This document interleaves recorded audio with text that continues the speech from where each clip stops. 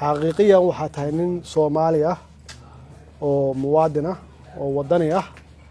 maxaa yeelay waxaani waa lumi karin adiga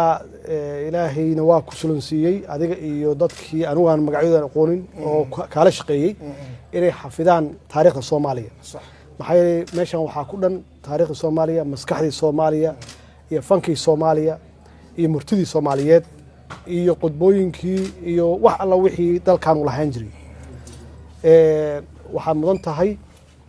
bilad sharaf waa mudan tahay ummadda Soomaaliyeed waxay ka rabtay iyo ka badan waa sameys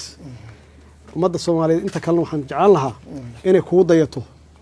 dadka Soomaaliyeed ma dhiman niyadda Soomaaliyeed iyo rajada Soomaaliyeed qabka Soomaaliyeed ma dhiman